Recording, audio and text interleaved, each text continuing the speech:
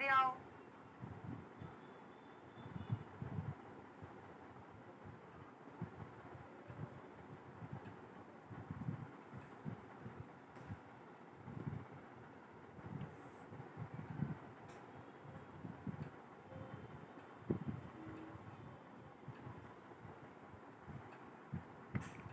आए सब लोग, चलो starting with strategic profit management.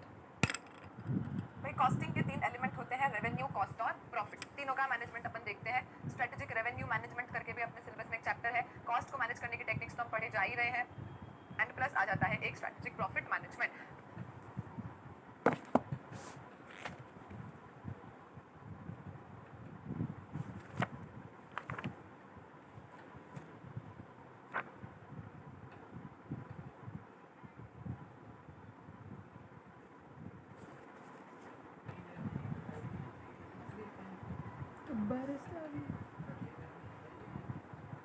खावा कहानी खा दो या गई नहीं थी।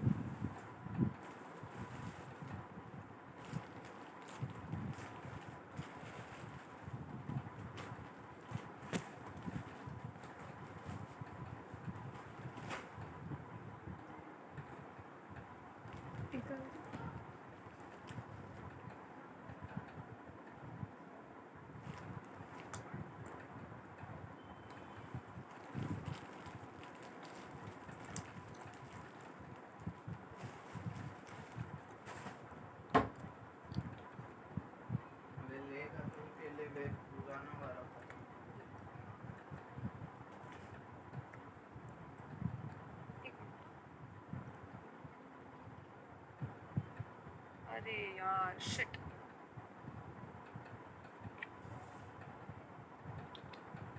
हाँ माइक डिस्चार्ज हो गया था। अभी अभी आ रही है आवाज? अभी आवाज आ रही है? तो मैं इसको ऐसे लगाऊंगी तो ये कहाँ लड़ेगा मेरे। एक मिनट ना, चार्जिंग साथ में करना पड़ेगा। माइक कैसे डिस्चार्ज हो गया? मैं हमेशा पहले से चार्ज करके रखती हूँ। Just give me a second.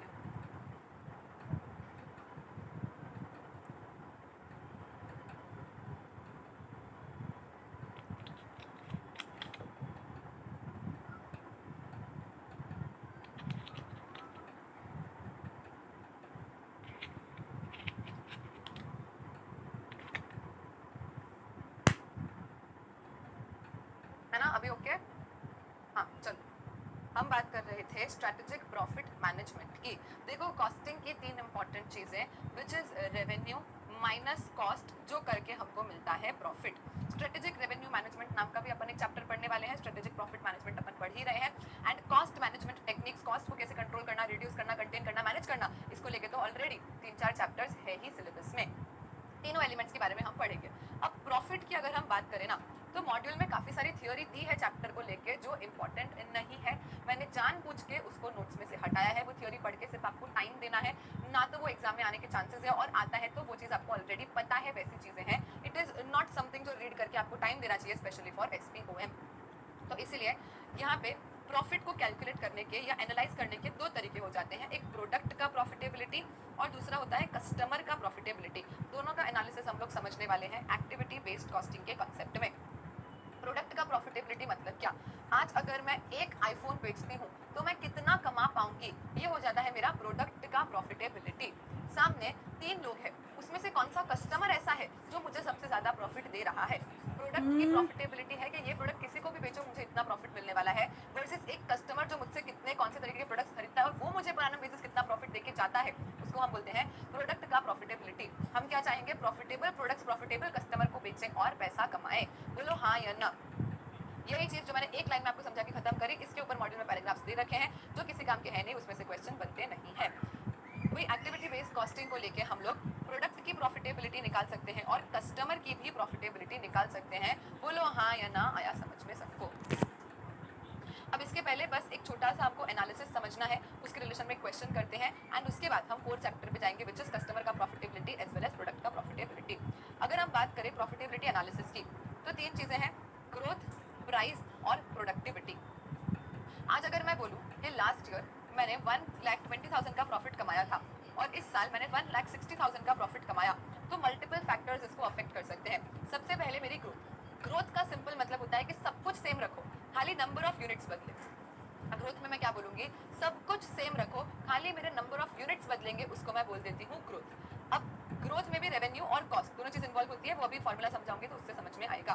Price recovery की अगर हम बात करें, सब कुछ सेम रखो, खाली प्राइस चेंज होने से कितना इंपैक्ट आया है वो प्राइस रिकवरी में आएगा।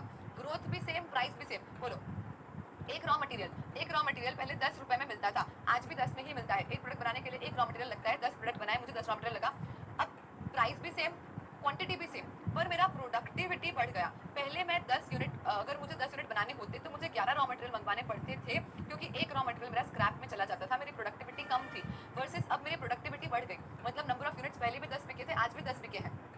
और उसके अलावा एक प्रोडक्ट का जो प्राइस है वो पहले जितना था आज भी वही है, जस्ट दैट मेरी एफिशिएंसी बढ़ गई, मेरी प्रोडक्टिविटी बढ़ गई, जिसके कारण मेरी कॉस्ट कम हो गई और अल्टीमेटली प्रॉफिट पे इंपैक्ट आया। उसको हम बोलते हैं प्रोडक्टिविटी का एनालिसिस। तो भाई ग्रोथ, प्राइस रिकवरी और प्रोडक्टिविटी, तीन चीजें आ गई यहाँ पे, ग्रोथ, प्राइस रिकवरी और प्रोडक्टिविटी। देखो, ग्रोथ का आंसर हमेशा 0 आएगा अगर number of units sold same रहते हैं। लास्ट ईयर, मैं बोल रही हूँ लास्ट ईयर मैंने 90 यूनिट्स सेल करे थे for a selling price of 10 which means 900 कमाए। इस बार मैंने 92 यूनिट्स सेल करे हैं for a selling price of 9 which comes to 92 into 9 828। यानी पहले के कंपैरिजन में अगर मैं बोलूँ तो मेरा 72 का रेवेन्यू कम हुआ। अब इसमें से प्राइस को कितना एट्रिब्यूटेबल है और ग्रोथ का कितना एट्रिब्यूटेबल है, समझो। अगर प्राइस को तो मैं इग्नोर करूँ, मैं समझू सब कुछ पहले जैसा एकदम सेम टू सेम रहता, जिस प्राइस पे मैं बेचती थी पहले, अब भी मैं उसी प्राइस पे अगर बेच रही हूँ, अगर ऐसा है तो ग्रोथ को देखते हुए तो मैं देखूंगी कि मेरा फेवरेबल काम हुआ है, 2 यूनिट ज्यादा बेच पाई। और अगर प्राइस चेंज नहीं हुआ होता तो ये दो यूनिट आज 10 रुपए में बिकते, मतलब 20 का क्या हो जाता, 20 का मुझे बेनिफिट एडिशनल होता अकॉर्डिंग टू ग्रोथ। लेकिन अगर मैं प्राइस की बात करूं तो 1 रुपया मेरा कम में बिका है, आज जो 10 में बिकता था वो 9 में ही बिका है, मतलब 1 रुपए का मुझे क्या हो रहा है यहाँ पे, नुकसान हो रहा है। और ये नुकसान मुझे पूरे के पूरे 92 यूनिट्स पे ही हो रहा है। ये जो नुकसान है वो मुझे पूरे के पूरे 92 यूनिट्स पे हो रहा है, मतलब 20 का बेनिफिट और 20 का फेवरेबल और 92 का adverse, which comes to 72 adverse, जो मेरा एज इट इज मैच हो जाता है। बोलो आया समझ में, यस और नो।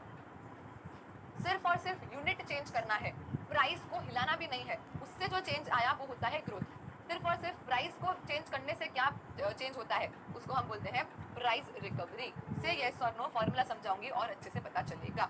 ये somewhat related to standard costing जैसे फॉर्मूलाज आप लोगों को लग सकती है। तो ग्रोथ एलिमेंट का आंसर हमेशा 0 आता है, अगर number of unit sold same रहते हैं तो ग्रोथ एलिमेंट का आंसर 0 आ जाता है। तो रेवेन्यू के पॉइंट ऑफ व्यू से देखो, actual quantity sold in year 2 जो अपन ने ली अभी 92, actual quantity sold in year 1 which was 90 multiply by selling price, तो चेंज हुआ ही नहीं है ना, वो तो सेम ही रखना है, सिर्फ और सिर्फ क्वांटिटी का चेंज ही देखना है। तो सेलिंग प्राइस जो पहले 10 था वो अभी 10 ही रहेगा, तो मतलब 20 का क्या हो गया, फेवरेबल आंसर आ गया। बोलो एवरीवन यस और no. This is like standard costing but this is not standard costing, right, yes. ये हुआ रेवेन्यू पॉइंट ऑफ व्यू से। अब अगर मैं कॉस्ट पॉइंट ऑफ व्यू से बात करती हूँ तो समझो, मैंने बोला कि एक यूनिट बनाने में मुझे 2 रॉ मटेरियल लगते हैं। तो लास्ट ईयर जब मैंने 90 यूनिट्स बनाए होंगे तब मुझे कितने रॉ मटेरियल लगे होंगे, 180 का। एक रॉ मटेरियल मान लेते हैं अपन 1 रुपए का ही है, एक रॉ मटेरियल 1 रुपए का है, मतलब मेरा 180 टोटल रॉ मटेरियल का खर्चा हो चुका होगा। करंट ईयर में मैं बोल रही हूँ कि 90 की जगह पे 92 यूनिट्स बिके हैं, सिर्फ नंबर ऑफ यूनिट्स सोल्ड का डिफरेंस निकालना है, बाकी सब कुछ हम सेम मानेंगे, मतलब प्रोडक्टिविटी भी सेम मानेंगे और कॉस्ट भी सेम मानेंगे। तो समझो कि पहले जो 90 यूनिट्स बिके थे वो अब कितने हो गए, 92, 2 यूनिट्स मेरे बढ़ गए हैं, लेकिन मेरा प्रोडक्टिविटी मैं सेम मानूंगी। प्रोडक्टिविटी अगर सेम मानूं तो मतलब 92 यूनिट्स बनाने के लिए मुझे 92 यूनिट्स बनाने के लिए मुझे कितने चाहिए होते, मतलब पर यूनिट मुझे 2 रॉ मटेरियल चाहिए होते, तो जो 2 एक्स्ट्रा बनाए उसके लिए भी मुझे 2 ही रॉ मटेरियल लगते according to the same continuing productivity, और ये 1 रुपए का होता, मतलब 4 रुपीज़ का यहाँ पे क्या आ जाएगा, मुझे एडवर्स कॉस्ट आ जाएगा। कॉस्ट तो एडवर्स ही आएगा ना, क्यों, क्योंकि 2 यूनिट बढ़ने से मेरी रॉ मटेरियल की कॉस्ट तो बढ़ ही रही है, राइट। तो यहाँ पे मैं क्या बोलूँगी, actual raw material consumed in year 1, actual raw material consumed in year 1 कितना है मेरा, 180 minus actual quantity of year 2 कितनी है, तो 92 इनटू हम मानेंगे क्या कि हमारा जो कंजम्पशन का रेट है ना वो सेम टू सेम है। तो लास्ट ईयर मैंने क्या किया था, 90 यूनिट बेचे थे जिसमें 2 के हिसाब से मैंने 180 का रॉ मटेरियल कंज्यूम करा, और इस बार मैंने 92 बेचे जिसमें भी 2 के अकॉर्डिंग ही मैं क्या बोलूँगी कि मैंने 92 इंटू 2 184 का रॉ मटेरियल कंज्यूम कर लिया, और प्राइस भी आपको सेम ही रखनी है जो आपकी ईयर 1 में थी, विच मीन्स 180 माइनस 184, आंसर आ जाएगा आपका 4 एडवर्स। बोलो हाँ या ना। हाँ, ये नोट्स बुक में है, ये आपकी बुक में है, मैंने शेयर भी कर दिया टेलीग्राम पे एज इट इज। ये जो फॉर्मूला वाले नोट्स है ये एज ऑफ नाउ टेलीग्राम पे शेयर है, और बाकी आपको हार्ड कॉपी में भी मिल जाएंगे, है ना। चलो, तो भाई यहाँ पे हमने क्या सोचा कि भाई एक यूनिट बनाने के लिए जो प्रोडक्टिविटी थी वो भी सेम रही, परचेज कॉस्ट, सेल्स कॉस्ट, सब कुछ सेम रहा, खाली नंबर ऑफ यूनिट सोल्ड बदलने से क्या चेंज आया वही हमको गिनना है, उसको हम ग्रोथ बोलते हैं। Same applies to labour. एक यूनिट बनाने में मान लो 5 घंटे लगते हैं लेबर के, तो पिछले साल 90 यूनिट्स बनाने के लिए 5 घंटे लगे होंगे, 90 इंटू 5। इस बार मैंने 92 यूनिट्स बना लिए, लेकिन मैं क्या सोचूंगी जितना लेबर लगता है वो तो सेम ही रहेगा, भले इस साल हो सकता है कि एक्चुअली 6 का लेबर लगा हो, तो वो हम प्रोडक्टिविटी में कंसिडर करेंगे ना, वो हम प्रोडक्टिविटी में कंसिडर करेंगे कि पर यूनिट लेबर या मटेरियल क्या चेंज हो रहा है, वो तो प्रोडक्टिविटी है। ग्रोथ में तो हम सिर्फ इतना मानेंगे कि नंबर ऑफ यूनिट्स सोल्ड बस चेंज हुए हैं, तो यहाँ पे 92 इंटू 5 ही ले लो, एंड इंटू फर्स्ट ईयर का ही जो रेट पर आ रहा है वही लेना पड़ेगा, क्योंकि प्राइस से क्या चेंज हुआ है वो तो हम प्राइस रिकवरी में देखेंगे, ग्रोथ में तो खाली नंबर ऑफ यूनिट्स को ही हम लोगों को देखना होता है। तो बोला रेवेन्यू और कॉस्ट दोनों का ग्रोथ एलिमेंट समझ में आया, ग्रोथ का आंसर हमेशा 0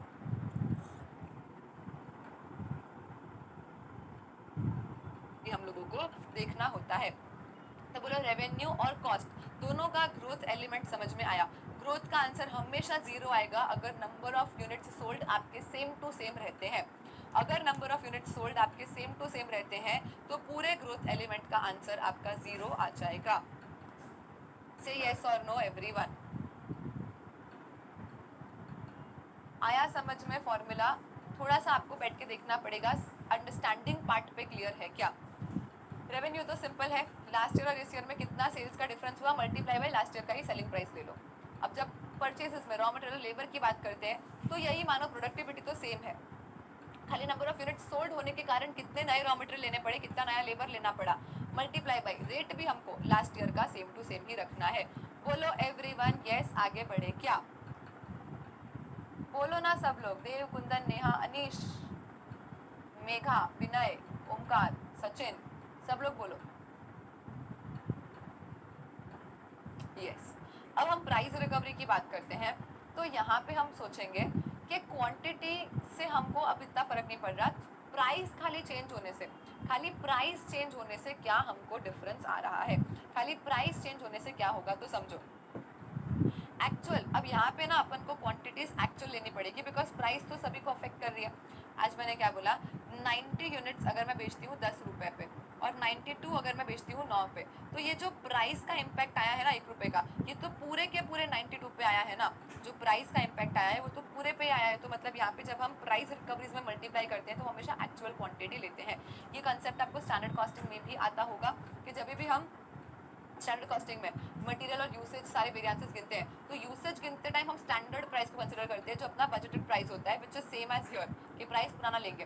लेकिन जब भी यूसेज की बात करते हैं तो हम क्या करते हैं, पूरा करंट ईयर का टोटल क्वांटिटी ले लेते हैं, बिकॉज प्राइस वाले को तो क्या सिर्फ चेक करना था कि प्राइस सेम रहनी चाहिए, कितनी भी क्वांटिटी बिके उसको क्या मतलब। हमने तो सिंपल बोला था ना कि भाई जितनी भी क्वांटिटी हो तेरे को ये प्राइस मेंटेन करके रखना है, तो क्वांटिटी से तो उसको मतलब ही नहीं, आप जितनी भी क्वांटिटी बिके उसमें पूरा प्राइस का जो भी नुकसान है वो उसी के सर तो जाने वाला है।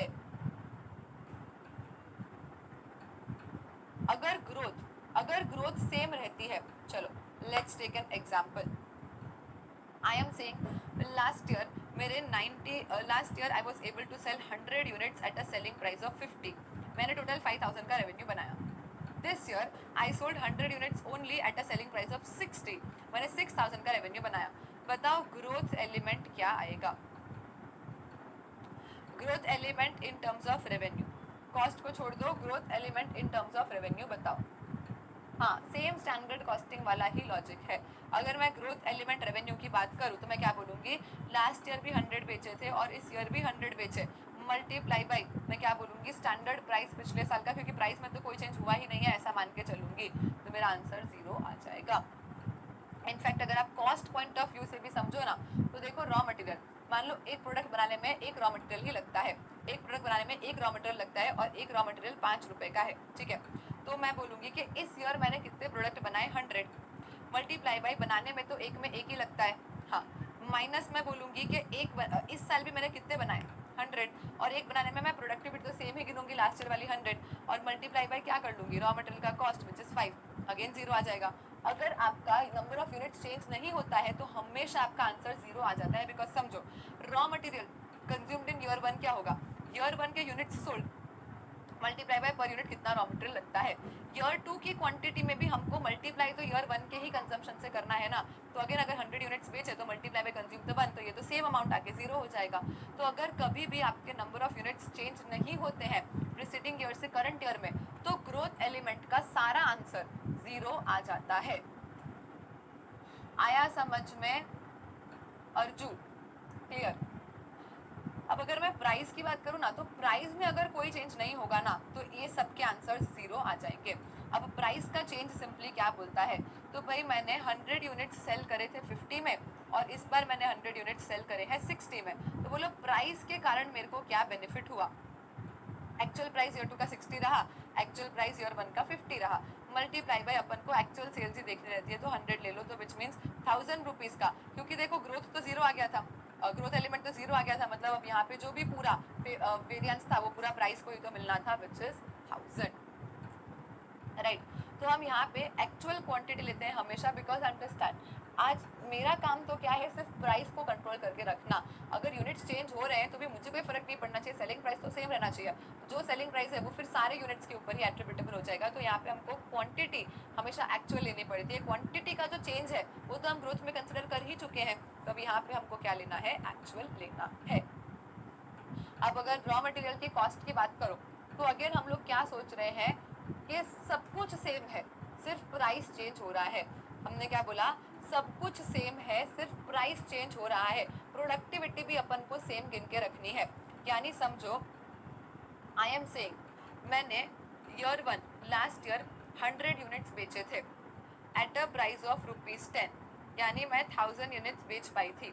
अब इस एक यूनिट को बनाने के लिए मेरा कॉस्ट डेटा अगर मैं आपको दूं, तो पर यूनिट मेरा 2 kg रॉ मटेरियल जाता है, पर यूनिट मेरा 2 kg रॉ मटेरियल जाता है, और पर यूनिट मेरा 5 आवर्स का लेबर चला जाता है।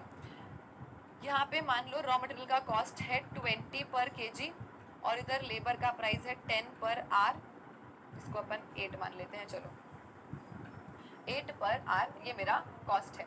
तो फिर अब मुझे आपको बताना है, दिस इज फॉर ईयर 1, ठीक है, same to same I will give you data for year 2।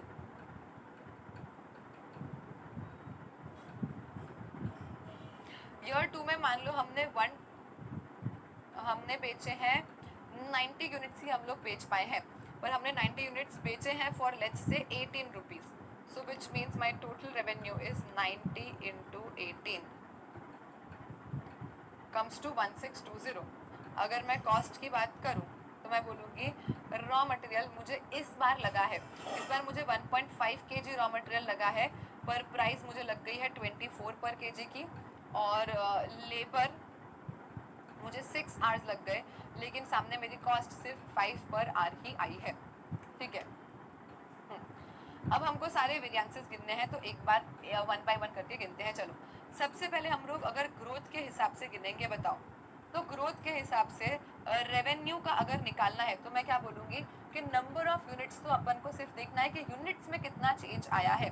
तो यूनिट्स का चेंज अगर मैं देखूँ तो 100 के सामने खाली 90 ही बिके, और मल्टीप्लाई बाय प्राइस मुझे क्या लेना पड़ेगा, लास्ट ईयर का ही लेना पड़ेगा, विच इज 10, विच मीन्स यहाँ पे -100 ग्रोथ के कारण, मतलब यूनिट्स क्योंकि कम सेल हुए हैं, क्योंकि कम यूनिट्स सेल हुए हैं, तो मैं बोलूँगी कि मेरा 100 रुपये का यहाँ पे क्या हो गया, नुकसान हो गया, ये एडवर्स वेरिएंस आ गया। बोलो सबका आंसर 1 बाय 1 मैच हो रहा है, नहीं हो रहा है, बताते जाना फटाफट से, 1 बाय 1 मैच हो रहा है कि नहीं हो रहा है, हो गया। अब हम कॉस्ट की बात करेंगे।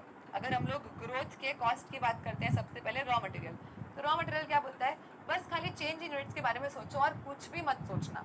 तो ईयर 1 में मैं बोल रही थी कि 90 यूनिट्स बनाने के लिए मुझे 1.5 kg रॉ मटेरियल लगा था, तो फिर करंट ईयर में भी 100 यूनिट्स बनाने के लिए मुझे 1.5 kg के सॉरी 2 kg, मैं बोलूँगी कि ईयर 1 में 100 यूनिट्स बनाने के लिए मुझे 2 kg रॉ मटेरियल लगा था, तो करंट ईयर में भी 90 यूनिट्स बनाने के लिए मुझे 2 kg ही रॉ मटेरियल लगना चाहिए था। एक्चुअली जितना भी लगा हो उसको गोली मारो, हमको सिर्फ चेंज इन यूनिट्स देखना है। तो 100 के लिए भी 2 kg लगा था, तो 90 के लिए भी 2 kg ही लगना चाहिए, इसको माइनस किया, मल्टीप्लाई बाई कि हमारी कॉस्ट पर kg भी सेम रहेगी, उसमें भी अभी हमको कोई चेंज नहीं करना है।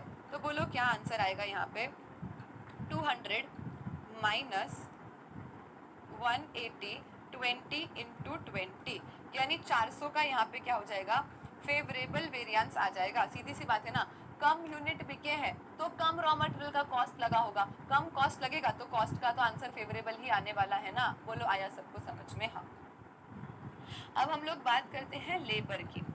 तो लेबर में मैंने बोला कि लास्ट ईयर 100 यूनिट बनाने में मुझे 5 घंटे के लेबर लगे थे, तो इस बार भी 90 यूनिट बनाने के लिए मुझे कितना लेबर लगना चाहिए। कॉस्ट तो मेरी जो लास्ट ईयर थी वही सेम टू सेम रहने वाली है, बिकॉज सिर्फ यूनिट्स चेंज करने हैं, बाकी प्रोडक्टिविटी भी सेम रखनी है और प्राइस भी अपने को सेम ही रखनी है। तो यहाँ पे मैं क्या कर लूंगी, 500 माइनस 90 इंटू 5 विच गिव्स मी 50 इंटू 8, 400 का यहाँ पे क्या आ जाएगा मेरा, अगेन फेवरेबल वेरिएंस आ जाएगा।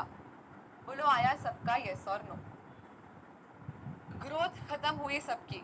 ग्रोथ सिंपली बोल रहा है कि भाई नंबर ऑफ यूनिट्स चेंज होने के कारण, नंबर ऑफ यूनिट्स चेंज होने के कारण मुझे टोटल इतना फायदा इतना नुकसान हो रहा है। ग्रोथ के सबके आंसर मैच हो गए क्या? जल्दी से बोलो हाँ या ना।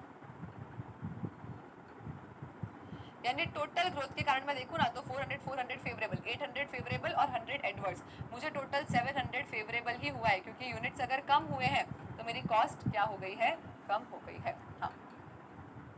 अब उसके बाद हम लोग देखते हैं यहाँ पे प्राइस पॉइंट ऑफ व्यू से। अब हम मानेंगे कि सब कुछ सेम है, खाली प्राइस चेंज हो रहा है। सब कुछ सेम है और प्राइस खाली चेंज हो रहा है, तो रेवेन्यू के हिसाब से अगर हम लोग सोचें तो जो प्रोडक्ट हम लोग लास्ट ईयर 10 में बेच रहे थे वो इस बार हम लोग 18 में बेच रहे हैं, कितनी अच्छी बात है। तो 18 माइनस 10 मल्टीप्लाई बाई हम क्या सोचेंगे, एक्चुअल क्वांटिटी। अब ये जो 8 का फायदा हुआ है वो तो पूरे के पूरे 90 पे हुआ है ना, जो 8 का फायदा हुआ है वो पूरे 90 पे हुआ है, तो हम लोग तो इस बार की एक्चुअल क्वांटिटी ही लेंगे।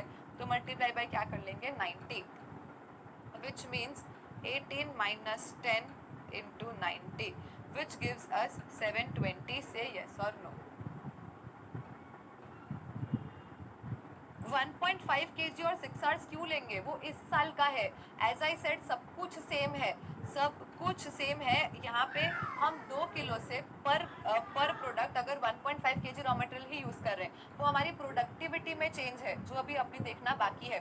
ग्रोथ सिर्फ क्या बोल रहा है, change in number of units. बस नंबर ऑफ यूनिट्स सोल्ड में चेंज देखो और कुछ भी मत देखो, नंबर ऑफ यूनिट्स सोल्ड में चेंज देखो और कुछ भी मत देखो। यहाँ पे सेलिंग प्राइस में चेंज देखो और कुछ भी मत देखो। फिर प्रोडक्टिविटी के लिए हम लोग अलग से आंसर गिनने वाले हैं देव, तो रुक जाओ 2 मिनट, ठीक है। चलो अब हम कॉस्ट की बात करते हैं अगर रॉ मटेरियल की।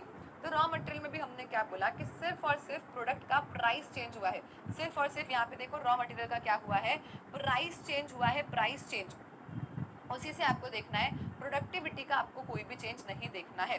तो यहाँ पे हम अब देखेंगे कि भाई जो प्राइस पहले 2 रुपए का था वो अब 1.5 का हो चुका है, जो पहले 2 रुपए का था वो अब 1.5 का हो चुका है, तो हमको बेनिफिट है, वेरी गुड। मल्टीप्लाई बाई, हमको प्रोडक्टिविटी का चेंज नहीं देखना है, राइट। तो अगर मैंने एक्चुअल मैं बोल रही हूँ, सॉरी प्राइस चेंज ना, दिस इज तो यूसेज, 20 का 24 हो गया है, नुकसान हो गया, ये तो 20 का क्या हो गया, 24 हो गया। जो प्राइस 20 पर केजी था वो अब 24 पर केजी हो चुका है, ये तो गलत बात हो गई। अब मल्टीप्लाई किससे करूं, मैंने क्या बोला, अब सिर्फ प्राइस का चेंज देखना है, यूनिट्स तो सेम ही रहेंगे। तो 90 यूनिट्स जो मैंने इस साल बेचे हैं एक्चुअल क्वांटिटी, मल्टीप्लाई बाय मैं यूसेज तो क्या मानूंगी, सेम ही मानूंगी। मतलब मैं ऐसा सोचूंगी कि पिछली बार भी तो 1 यूनिट बनाने में 2 किलो रॉ मटेरियल लगता था, तो इस बार भी 1 यूनिट बनाने में 2 किलो ही रॉ मटेरियल लगना चाहिए। बोलो ये चीज बैठी क्या दिमाग में? मैंने बोला प्राइस चेंज होने से क्या हुआ, प्रोडक्टिविटी मत देखना, सिर्फ प्राइस चेंज होने से क्या हुआ। 20 का प्राइस अब 24 हो गया, तो 4 रुपए का तो मुझे नुकसान हो रहा है। मल्टीप्लाई बाय मुझे एक्चुअल क्वांटिटी लेनी है जो कि 90 है, लेकिन मेरी प्रोडक्टिविटी सेम रहेगी। प्रोडक्टिविटी क्या बोल रही है कि पहले मैं पर product 2 kilo raw material use करती थी ना, तो अब भी यही मानो कि आप पर प्रोडक्ट 2 किलो ही रॉ मटेरियल यूज कर रहे हो। ये पर प्रोडक्ट यूजेज का जो चेंज आया ना, वो हम लोग फिर प्रोडक्टिविटी में एनालाइज कर लेंगे। सो विच मीन्स 4 इंटू 180, अगेन यहाँ पे हम बोलेंगे 20 minus 24 which gives me -4 into 90 into 2 which means 720। यहाँ पे क्या आ जाएगा, तो एडवर्स आ जाएगा, हाँ या ना? हाँ। फिर हम बात अगर करेंगे लेबर की, तो लेबर का प्राइस पहले था 8 जो अब हो चुका है 5। ये अपने लिए फायदेमंद है। लेबर का रेट जो पहले 8 था अब वो अब 5 हो गया है, मतलब हम क्या कर रहे हैं, 3 रुपए का लेबर बचा रहे हैं पर आर। मल्टीप्लाई बाय 90 यूनिट जो इस साल बने, और अपना प्रोडक्टिविटी तो हम सेम ही मानेंगे ना। प्रोडक्टिविटी हम लोग क्या मानेंगे कि पहले 1 यूनिट बनाने में 5 घंटे लगते थे, तो अब भी 1 यूनिट बनाने में 5 घंटे ही लगने चाहिए। घंटे में जो चेंज हुआ वो हम अभी नहीं देखेंगे, वो हम प्रोडक्टिविटी में देखेंगे। तो हम बोलेंगे 8 minus 5 multiply by 90 multiply by 5 which means 1350 मेरे लिए क्या हो गया, फेवरेबल हो गया है, बिकॉज 8 का लेबर कॉस्ट गिर के सीधा कितना आ चुका है, 5 पर आर आ चुका है। 1 घंटे में पहले 8 रुपए देने पड़ते थे, अब सिर्फ 5 देने पड़ रहे हैं, मतलब मेरे लिए बेनिफिशियल है। मल्टीप्लाई में मैं सोचूंगी कि यूनिट्स एक्चुअली इस बार कितने बने, 90, और 90 यूनिट्स में मुझे आइडियली लास्ट ईयर के हिसाब से कितने आवर्स लगने चाहिए थे, तो 90 into 5 which comes to 1350 favourable. यानी प्राइस का टोटल आंसर क्या आ गया मेरा, 1350, बिकॉज ये तो 720 720 फिट टू हो गया favourable adverse, and ultimate answer क्या बच गया मेरे पास, 1350 फेवरेबल। यस और नो, ये हुआ प्राइस और ग्रोथ। इतना सबको समझ में आया। तो अब हम लोग देखेंगे प्रोडक्टिविटी। प्रोडक्टिविटी क्या बोल रही है, अगर कंजम्पशन पर यूनिट सेम रहता है ना, तो प्रोडक्टिविटी का आंसर 0 आएगा। मतलब ये जो आप लोग अभी पूछ रहे थे ना कि अगर ये 2 kg यहाँ पे 2 kg ही रहता, ये 5 आवर्स यहाँ पे 5 आवर्स ही रहता, this 2 kg and this 5 hours if remained same, तो प्रोडक्टिविटी के आंसर 0 आते। लेकिन 2 किलो रॉ मटेरियल हम यूज करते थे एक प्रोडक्ट के लिए, वो 1.5 हो गया, प्रोडक्टिविटी बढ़ी, हम कम रॉ मटेरियल में ज्यादा यूनिट बना पाएंगे, तो ये फेवरेबल हुआ। लेकिन लेबर पहले एक प्रोडक्ट बनाने के लिए 5 घंटे ही लगता था, जिसको हमने 6 घंटे लगाया, मतलब यहाँ पे हमारी प्रोडक्टिविटी क्या हुई है, डिक्रीज हुई है। हाँ या ना, तो यहाँ पे हम क्या बोलेंगे, तो देखो अब चेंज किसका करना है, चेंज किसका करना है, तो प्रोडक्टिविटी का चेंज करना है, which means actual quantity of your 2 90 units मैंने बनाए। अब देखो आइडियली मुझे, now I will see productivity, तो आइडियली मुझे 90 यूनिट्स बनाने के लिए कितना रॉ मटेरियल लगना चाहिए था, 2 किलो का। मुझे कितना रॉ मटेरियल लगा है, तो 1.5 किलो का। और रॉ मटेरियल के प्राइस से जो चेंज हुआ है वो तो हम प्राइस में कंसिडर कर ही चुके हैं, तो अब यहाँ पे हम क्या ले लेंगे, एक्चुअल प्राइस ले लेंगे, क्योंकि प्रोडक्टिविटी तो पूरे एक्चुअल प्राइस से ही हैम्पर होगी ना। तो अब इस बार का एक्चुअल प्राइस क्या हो चुका है, 24 हो चुका है। सेम अगर मैं लेबर की बात करूँ, तो 90 बनाने के लिए मुझे 5 घंटे ही लगने चाहिए थे, पर मुझे 90 बनाने के लिए 6 घंटे लग चुके हैं, और अब जो 6 घंटे लगे हैं तो मुझे उनको पर आर कितना पे करना पड़ेगा, अब मुझे उनको पर आर 5 रुपीज पे करना पड़ेगा, बिकॉज इस बार का एक्चुअल क्या आया है, 5 आया है। जल्दी जल्दी से गिन के बताओ आंसर,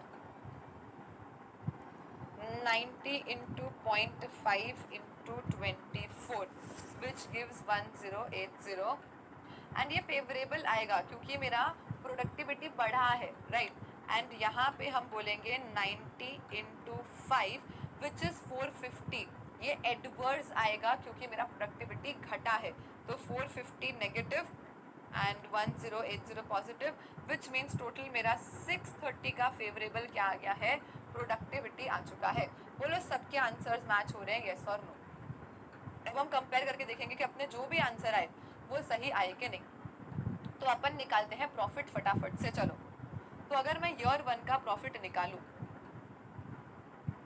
तो ईयर 1 में मेरा सेल्स कितना हुआ, 100 यूनिट्स बिके मेरे एट अ प्राइस ऑफ 10, यानी मेरा 1000 रुपीज का क्या हुआ था, सेल्स हुआ था।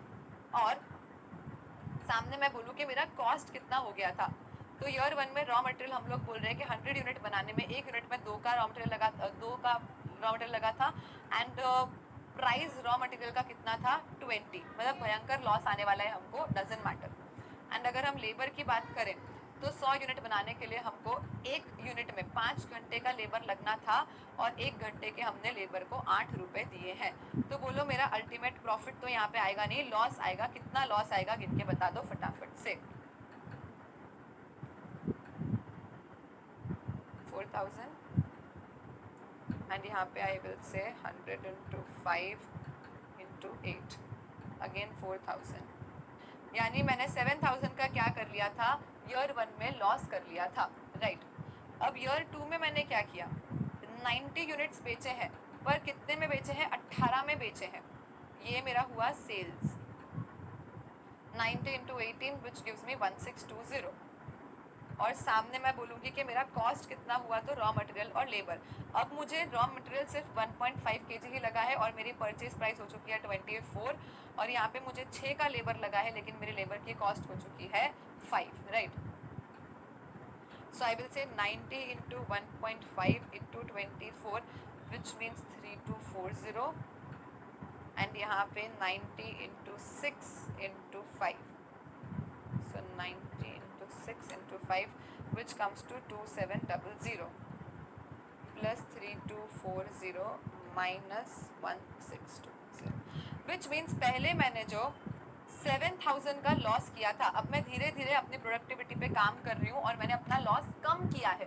पहले मैंने 7000 का लॉस करा था लास्ट ईयर, करंट ईयर मैंने सिर्फ 4320 का ही लॉस किया है। मतलब मैंने सेविंग करी है कितनी, मैंने 2680 का पिछले साल से इस साल फायदा किया है। से यस और नो, ये आंसर अपना मैच हो जाना चाहिए ग्रोथ, प्राइस और प्रोडक्टिविटी से। ग्रोथ का आंसर क्या आया अपना, ग्रोथ का आंसर आया अपना 700 फेवरेबल। प्राइस का आंसर आया अपना कितना, टोटल 1350 फेवरेबल और this is price. And productivity का आंसर अपना क्या आया है, तो प्रोडक्टिविटी भी अपनी 630 फेवरेबल आई है। अगर हम इसका टोटल करते हैं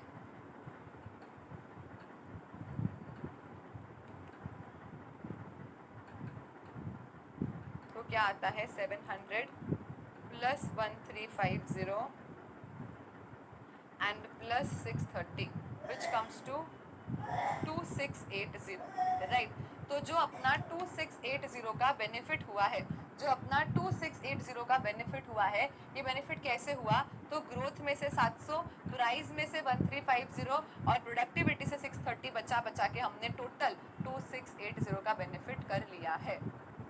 लॉस कम होना एक फायदा होता है, समझो। लास्ट ईयर हमने 100 के यूनिट्स बेचे थे और इस बार अपन 90 यूनिट्स ही बेच रहे हैं, तो मैम ये तो नेगेटिव ग्रोथ हुई, फिर भी फेवरेबल आंसर क्यों आया, क्योंकि एक यूनिट बेच के आप नुकसान ही कर रहे हो, तो कम यूनिट बेच के आपको फायदा होगा। आज समझो एक यूनिट बेचने पे मेरा 5 रुपए का लॉस होता है, तो अगर मैंने 10 यूनिट बेच दिए तो मेरा 50 का लॉस होगा। सामने समझो मैं 9 यूनिट ही बेचती हूँ ना, तो मुझे 45 का ही लॉस होगा, यानी कम यूनिट बेच के मैं फायदे में हूँ क्योंकि मैं लॉस वाले यूनिट्स बेच रही हूँ। तो यहाँ पे भले ही मैंने 100 की जगह 90 यूनिट्स बेचे, एक्चुअली ग्रोथ से मुझे बेनिफिट हुआ क्योंकि कॉस्ट इतनी हाई है, वो कॉस्ट बच गई, इसलिए ग्रोथ से भी फायदा हो रहा है। प्राइस से तो फायदा है क्योंकि लास्ट ईयर 10 में बेचा था और इस बार हम 18 में बेच रहे हैं, तो प्राइस से तो फायदा हमको वैसे भी हो रहा है। एंड प्रोडक्टिविटी की बात करें तो रॉ मटेरियल जो हम 2-2 किलो यूज़ करते थे एक प्रोडक्ट के लिए, वो अब हम 1.5 में ही काम कर लेते हैं, तो प्रोडक्टिविटी भी अपनी इंक्रीज हुई है। लेबर की प्रोडक्टिविटी घटी है, लेकिन अल्टीमेट सेट ऑफ करके भी हमारा रॉ मटेरियल का जो सेविंग्स है, क्योंकि लेबर तो 1 घंटे के 5 रुपये ही लेता है, रॉ मटेरियल 1 किलो का 24 का है, तो यहाँ पे 0.5 kg भी बचना हमको बहुत ज़्यादा बेनिफिट दे रहा है। तो प्रोडक्टिविटी भी बढ़ी, प्राइस भी बढ़ी और ग्रोथ भी अपने को बेनिफिशियल रहा, तो अल्टीमेटली 2680 का प्रॉफिट पे हम लोग इम्पैक्ट ला पाए हैं। ए भाई टैली हो गया, मजा आ गया, बोलो यस और नो। प्रोडक्टिविटी पार्ट एक बार फिर से समझाएं तो देखो, प्रोडक्टिविटी में मानो कि सिर्फ जो कॉम्पोजिशन है ना वो चेंज हो रहा है, मतलब प्राइस भी एक्चुअल ले लो और यूसेज भी एक्चुअल ले लो। तो भाई प्राइस अगर मैं यूसेज बोलूँ तो मैंने इस साल 90 यूनिट्स बनाए हैं, इस साल 90 यूनिट्स बनाए हैं जो लास्ट ईयर की प्रोडक्टिविटी के हिसाब से 180 kg रॉ मटेरियल में बनते, लेकिन मैंने फायदा करके 90 इंटू 1.5 में ही बना लिया। अब जितने में भी बनाए, प्राइस तो सबका एक्चुअली ही पे करना है विच इज 24, समझो। हम ग्रोथ से चालू करते हैं जहाँ पे हम सिर्फ यूनिट्स चेंज करते हैं, प्राइस यूनिट्स सिर्फ चेंज करते हैं, प्राइस एकदम पिछले साल वाली कांस्टेंट रखते हैं। फिर हम प्राइस पे आते हैं जहाँ पे हम क्वांटिटी एक्चुअल लेना चालू कर देते हैं प्राइस के डिफरेंस के साथ। फिर जब हम प्रोडक्टिविटी पे आते हैं तो हम यूसेज के वेरिएंस भी गिन चुके हैं, हम प्राइस के भी गिन चुके हैं, तो यूसेज और प्राइस सब कुछ एक्चुअल ले लो और खाली प्रोडक्टिविटी में क्या चेंज है वो यहाँ पे निकाल लो। बोलो आया सबको समझ में? प्रोडक्टिविटी सिंपली सेज जो इस साल बनाया ना वो लास्ट ईयर के कंजम्पशन के हिसाब से कितने में बन जाना चाहिए था, वो अपना प्रोडक्टिविटी हो जाता है। क्लियर टू एवरीवन, यस और नो? इसका कुछ क्वेश्चन है नहीं अपने पास, खाली इसकी फॉर्मूला है, तो क्वेश्चन आ सकता है एग्जाम में, इसलिए मैंने आप लोगों को लिख के करवाया है। लिखा था मेरे साथ कि नहीं लिखा था ये बताओ।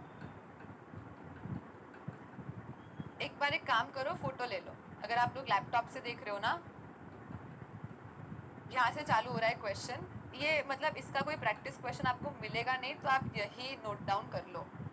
कोई एक जन जो लैपटॉप से लेक्चर देख रहा है ना, फोन से फोटो ले लो और फिर ग्रुप में शेयर कर देना, तो बाकी सब देख लेंगे, क्योंकि मोबाइल में तो फिर स्क्रीनशॉट आएगा नहीं।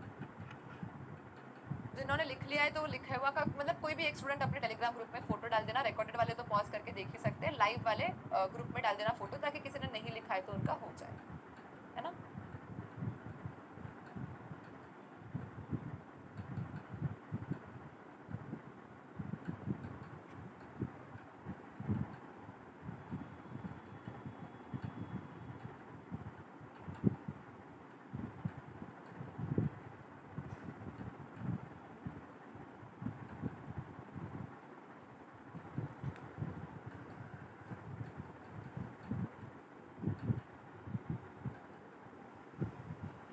चलो डन,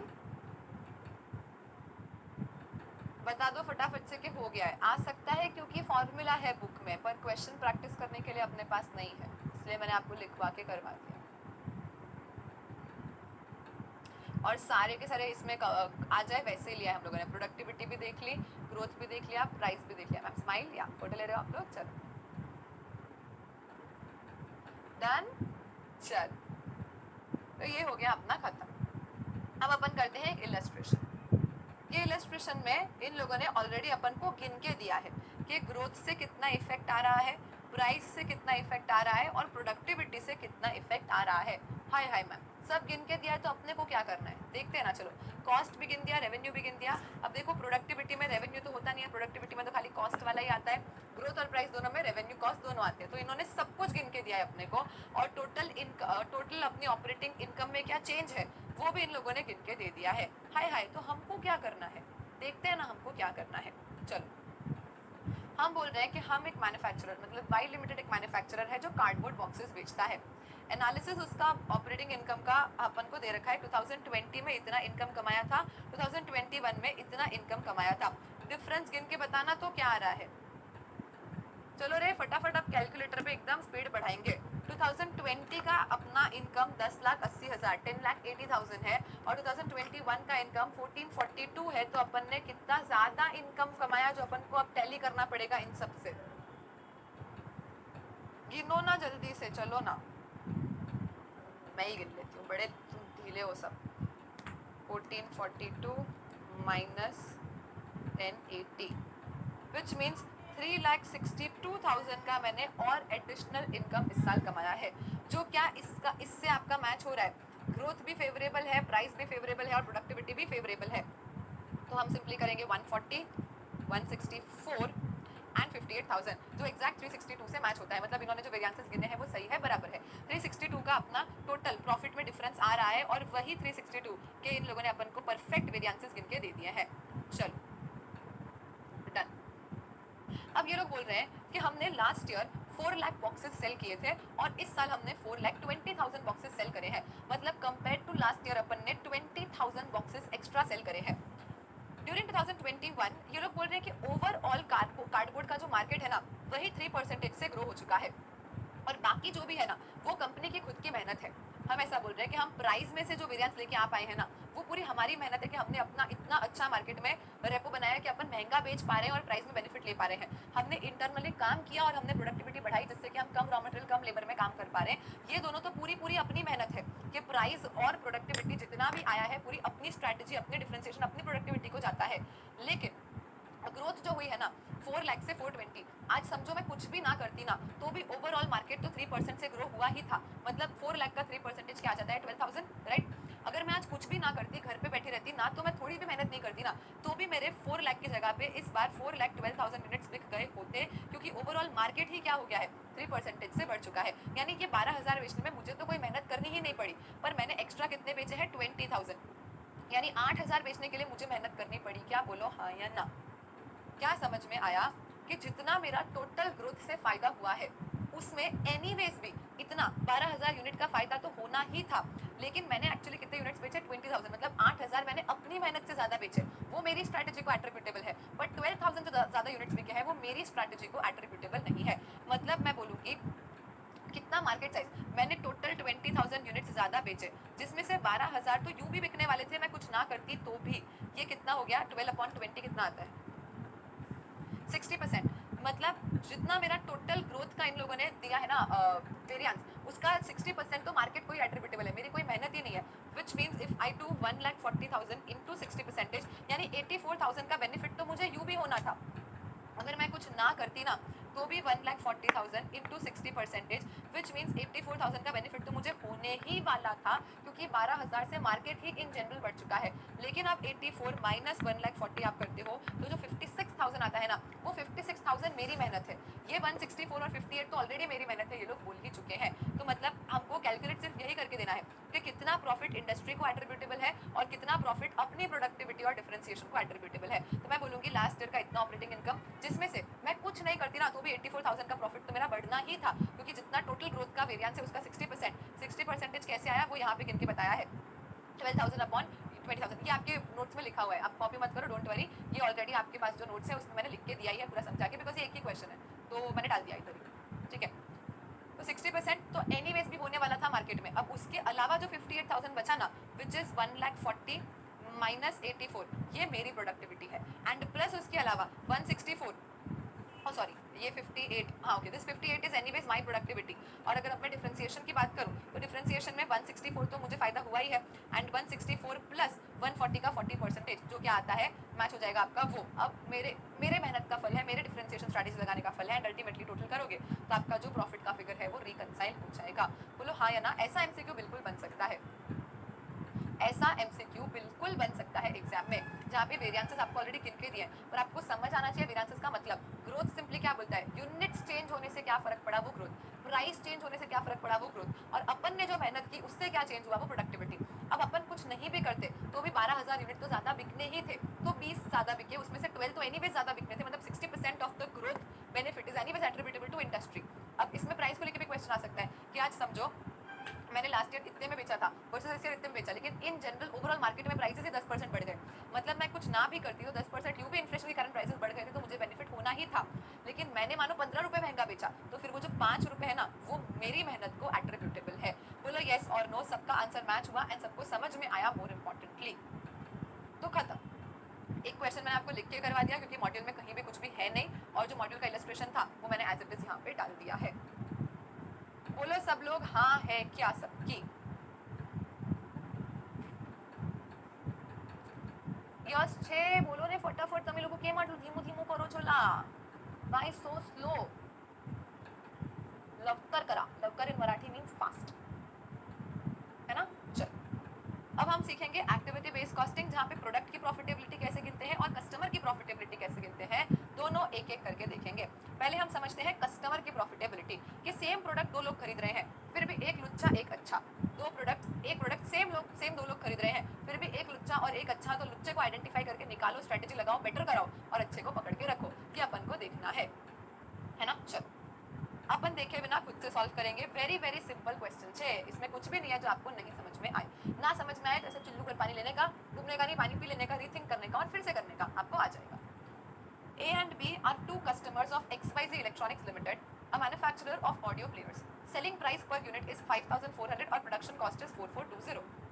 ठीक है भाई, मतलब यहाँ तो सीधा सीधा इतना तो माइनस करना ही है, 5,400 अपनी सेलिंग प्राइस है और माइनस 4,420, यानी अल्टीमेटली 980 जितना अपन को एक प्रोडक्ट से बचता है।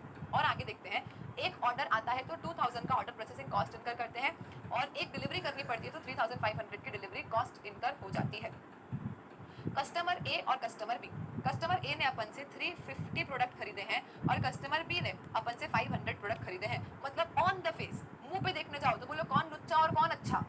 ऑन द फेस अभी जो समझ में आ रहा है बेस्ड ऑन दैट कि भाई सेलिंग प्राइस तो सबके लिए सेम है, सेलिंग प्राइस तो सेम है, अगर ये ज्यादा क्वांटिटी खरीद रहा है 500 और ये सिर्फ 350 क्वांटिटी खरीद रहा है, तो बोलो ना कौन अच्छा कौन लुच्चा। ऑन द फेस कौन अच्छा है और कौन लुच्चा है? मैम ऑन द फेस तो अपने को भी अच्छा और ये लुच्चा लग रहा है क्योंकि भी अपन से क्या कर रहा है, ज्यादा प्रोडक्ट खरीद रहा है। नाउ लेट्स गेट डीप, यही होते हैं रेड फ्लैग्स, है ना, कॉस्टिंग के साथ रिलेशनशिप एडवाइस फ्री। जो स्टार्टिंग में अच्छा दिखता है वो एक्चुअली लुच्चा निकलता है, जो एक्चुअली लुच्चा होता है वो स्टार्टिंग में हमको अच्छा दिखता है। ये तो मैम आपने सेम ही बात बोल दी बेटा, यही समझना है, ऐसे ही तो रेड फ्लैग से दूर रहना होता है। आज समझो कैसे एक्टिविटी बेस्ड कॉस्टिंग करोगे और गलत लोगों से बचोगे जिंदगी में। देखो भाई, यहाँ पे ये 350 प्रोडक्ट खरीदने के लिए 70 यूनिट के 5 ऑर्डर लगाता है, मतलब बड़े बड़े ऑर्डर अपने को देता है। ये क्या करता है, अपन को बड़े बड़े ऑर्डर देता है, विच मीन्स अपनी जो पर ऑर्डर 2000 की कॉस्ट इनकर होती है ना, वो यहाँ पे बचेगी। आज इसके 5 ऑर्डर्स पूरे करने में मुझे 5 इंटू टू विच मीन्स 10,000 का ही कॉस्ट लगेगा। और इस अच्छे इंसान का, जो मुझे ऑन द फेस अच्छा लग रहा है, इसके 10 ऑर्डर्स पूरे करने के लिए मुझे 10 इंटू 20,000 का ऑर्डर प्रोसेसिंग कॉस्ट इनकर हो जाएगा। डिलीवरी की बात करें तो कस्टमर भी अच्छा है इस केस में कि कोई डिलीवरी मांगवाता नहीं है, खुद आके प्रोडक्ट लेके चला जाता है। वेरेज ये अपन से डिलीवरी मंगवाता है, यानी 5 इंटू 3500 इतना मेरा इसको डिलीवरी कॉस्ट इनकर हो जाएगा। कंपनी की पॉलिसी है कि हम सेलिंग प्राइस पे 5% डिस्काउंट देते हैं अगर आप 50 यूनिट्स और मोर परचेज करते हो तो दोनों ने ही 50 और मोर परचेज करा है, मतलब दोनों को ही सेलिंग प्राइस पे 5% का डिस्काउंट मिल जाएगा। यानी जो सेलिंग प्राइस 5400 की है, 5400 माइनस 5%, ये प्राइस दोनों के लिए ही कितनी हो जाएगी, 5130 की हो जाएगी। बोलो अग्रीड, यस और नो। भी एकदम ऐसा ना फेस पे एकदम अच्छा दिख रहा है कि भाई 50 कम से कम लेंगे तो डिस्काउंट मिलेगा, तो फट से इसने बस .50 ही लिया ताकि इसको ये 5% का डिस्काउंट मिल जाए। दूसरा हम बोल रहे हैं कि अगर कोई ऑर्डर खुद कलेक्ट करने आता है, अपन से डिलीवरी नहीं करवाता है, तो उसको हम 8% का और सेलिंग प्राइस पर डिस्काउंट दे देते हैं। मतलब ये बी जो हमको ऑन द फेस अच्छा दिख रहा था कि कितना अच्छा है, अपन से मेहनत नहीं करवाता, अपन से डिलीवरी नहीं मंगवाता, खुद लेके जाता है, अल्टीमेटली इसका दिमाग कहाँ चल रहा है कि अगर मैं खुद लेने जाऊंगा ना तो मुझे 8% का और अनडिस्काउंटेड सेलिंग प्राइस पर डिस्काउंट मिलेगा। मतलब एक प्रोडक्ट जो हम ए को 5130 में बेच रहे हैं, वही प्रोडक्ट हम बी को कितने में बेचेंगे पता है, 5400 माइनस 5% क्वांटिटी डिस्काउंट तो है और माइनस 8% पर प्रोडक्ट उसको डिस्काउंट मिल जाएगा, क्योंकि वो एक भी प्रोडक्ट की हमसे डिलीवरी नहीं ले पा रहा है। यानी बी के लिए सेलिंग प्राइस कितना हो जाएगा, 4698। Agreed with me everyone, yes और नो। प्रोडक्शन कॉस्ट तो चेंज होगी नहीं, तो 4420 की दोनों के लिए प्रोडक्शन कॉस्ट क्या हो जाएगी, सेम हो जाएगी 4420 की प्रोडक्शन कॉस्ट। ये आया अपना ग्रॉस मार्जिन पर प्रोडक्ट, ठीक है, मल्टीप्लाई बाय यूनिट सोल्ड 350 और 500, यानी ये अपने को मिल गया total margin as of now. अब उसके बाद अपन को टोटल प्रोसेसिंग कॉस्ट पता है, इसने 5 ऑर्डर दिए, एक ऑर्डर के लिए 2000 यानी 10,000, इसने 10 ऑर्डर दिए, एक ऑर्डर के लिए 2000 यानी 20,000, हम ऑलरेडी गिन चुके हैं। Same goes with the delivery cost, इसने कोई डिलीवरी मंगवाई नहीं तो जाने दो, इसने 5 डिलीवरीज मंगाई, 3500 इंटू 5 करके 17500 माइनस कर लेंगे, विच मीन्स कम प्रोडक्ट खरीदने के बावजूद प्रोडक्ट कस्टमर ए हमको ज्यादा प्रॉफिट देके जा रहा है कंपेयर्ड टू कस्टमर बी। बोलो हाँ या ना। पर यूनिट मैं कस्टमर ए से इतना कमा पा रही हूँ 631, वेरएज कस्टमर बी से खाली 238 कमा पा रही हूँ। यानी ये जो customer be on the face हमको अच्छा दिख रहा था, ये तो एक्चुअली लुच्चा निकला। अगर हम बेनिफिट ऐसा कॉस्ट बेनिफिट एनालिसिस ना किए होते तो हम तो ऐसे इंप्रेशन में होते कि बी तो अच्छा है, ज्यादा यूनिट खरीद रहा है, ज्यादा यूनिट खरीद रहा है, हम उस पर सारा अटेंशन देते। वेरएज अटेंशन हमको किस पे देना है, बी पे नहीं ए पे देना है। मतलब ए को अच्छे से ट्रीट करना है और बी की तो क्लास लगानी है कि अच्छा भी 8% डिस्काउंट चाहिए तेरे को, एक काम कर हम डिलीवरी करके देते हैं। डिलीवरी ना करने से आपको कितना सारा डिस्काउंट देना पड़ा और सामने डिलीवरी की कॉस्ट कोई इतनी ज्यादा सब्सटेंशियल भी नहीं थी, तो आप तो गेलेबाज गए, मतलब गेले मारवाड़ी में पागल, आप तो पागल हो गए कि आपने डिलीवरी ना देने के लिए इतना ज्यादा डिस्काउंट दे दिया कि डिलीवरी कर लिए होते तो फायदे में रह जाते। ये अल्टीमेटली अच्छा निकला। बोलो हाँ या ना। आया समझ में? ये इंस्टेड नहीं है, ये इंस्पाइट है कि in spite of higher volume company ने कम प्रॉफिट कमाया है बी से, तो बी के ऊपर रीथिंक करो कि भाई उसको जो इतना सारा डिलीवरी डिस्काउंट दे रहे हैं वो देना चाहिए नहीं देना चाहिए। हमको कमेंट पूछा है तो कमेंट हम सिंपली समझाएंगे कि भाई जो अच्छा दिख रहा है वो अच्छा है नहीं, उसका डिस्काउंट वगैरह सब कुछ रीथिंक करो, इतना इतना डिस्काउंट मत दो, एक दिन उठ जाओगे। Clear to everyone? अब वो क्वेश्चन बताता, अगर बी ने डिलीवरी ली होती तो कितने डिलीवरी ली है, कितने प्रोडक्ट के लिए ली है, फिर हमको यहाँ पे ज्यादा एडिशनल डेटा है नहीं तो हम मान लेते कि बी ने डिलीवरीज ली है पूरी। अब यहाँ पे देखो 5 और 5 मैच होता है, 5 ऑर्डर के लिए उसने 5 ऑर्डर की डिलीवरी ले ली। मानो यहाँ पे 10 में से उसने 8 की डिलीवरी ली होती, 2 की ना ली होती, तो फिर उतने पे उसको डिस्काउंट देते, बाकी पे नहीं देते, वो थोड़ा डिटेल्ड कंप्यूटेशन हो जाता। फिर इट्स नॉट लाइक कि एक भी डिलीवरी ले ली तो किसी में डिस्काउंट नहीं देंगे, हम सिंपली बोल रहे हैं जिस ऑर्डर की डिलीवरी नहीं लेता उसमें डिस्काउंट देते हैं। या इसने किसी की भी नहीं ली और इसने सबकी ले ली, ये बेचारा मासूम बातों में आ गया, डिलीवरी ले ली, और भी चला सारा कैलकुलेशन करके एक भी डिलीवरी नहीं ली। चलो everyone, guys and girls, stay away from red flags, है ना? This question we'll keep for last because this question is little लंबा, will take some time, और ये मैंने YouTube पे अपलोड किया हुआ है, मैं भी आपको दिखा दूंगी। अगर अपना सारे क्वेश्चंस होने के बाद टाइम बचेगा तो इसको क्लास में करवाती हूँ, वरना इसका एक 10 या 15 मिनट्स का वीडियो मैंने YouTube पे डाल रखा है, वो वीडियो का लिंक आप लोगों को भी बता देती हूँ YouTube पे जाके, तो वहाँ से भी आप ये क्वेश्चन को देख सकते हो। टाइम बचता है, मतलब मेरा ऑब्जेक्टिव है कि मैं ज़्यादा से ज़्यादा क्वेश्चन सॉल्व करवाऊँ, तो मॉड्यूल के ज़्यादा सब क्वेश्चंस करने के बाद लास्ट में 10-15 मिनट बचेंगे तो आके ये क्वेश्चन कर लेंगे, अदरवाइज मैंने यूट्यूब पे डाला है, मेरा ही वीडियो है, वहाँ से देख के भी आप इस क्वेश्चन को कर सकते हो। ये था कस्टमर की प्रॉफिटेबिलिटी को लेके। ये है प्रोडक्ट की प्रॉफिटेबिलिटी, यहाँ जहाँ पे हम 3 तरीके के प्रोडक्ट बेच रहे हैं, butter jelly, fruit and nut और आइसी कूल। तो तीनों में से कौन सा प्रोडक्ट अपने को सबसे ज्यादा प्रॉफिट दे रहा है, ये अपन को कैलकुलेट करना है। कैलकुलेशन वैसे ही होता है जैसे कस्टमर का होता है वैसे प्रोडक्ट का होता है कि भाई एक प्रोडक्ट है तो इस प्रोडक्ट का देखो प्रॉफिटेबिलिटी के लिए सेलिंग प्राइस कितना, परचेज प्राइस कितना, एडिशनल दूसरे कॉस्ट कितने लगे और प्रोडक्ट का अल्टीमेटली क्या प्रॉफिट है, ये कैलकुलेट करना है। कैलकुलेशन खाली वो थोड़ा पॉइंट में जा रहा है तो करने में टाइम लगता है, क्वेश्चन सिंपल है, लास्ट में टाइम बचेगा तो करवाती हूँ, अदरवाइज यूट्यूब का लिंक देती हूँ। चलो, now this is the important topic of the chapter which is manufacturing cycle efficiency। ये important है।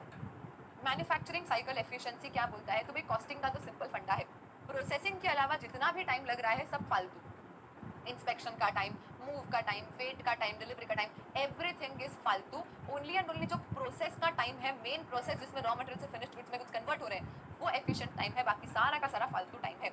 यानी हम सिंपली बोलेंगे कि टोटल टाइम में से प्रोसेसिंग टाइम कितना लग रहा है, बस उतना मैन्युफैक्चरिंग साइकिल की एफिशिएंसी, बाकी सब फालतू। यानी जितना टोटल टाइम लग रहा है, मान लो 10 मिनट टोटल लग रहा है और पूरा का पूरा प्रोसेसिंग को ही लग रहा है, तो मैन्युफैक्चरिंग साइकिल एफिशिएंसी 1 आ जाएगी। या कभी 1 से ज़्यादा आ सकती है, बोलना तो क्या कभी भी आंसर मैन्युफैक्चरिंग साइकिल एफिशिएंसी का 1 से ज़्यादा आ सकता है क्या, निश्चित बताओ ना।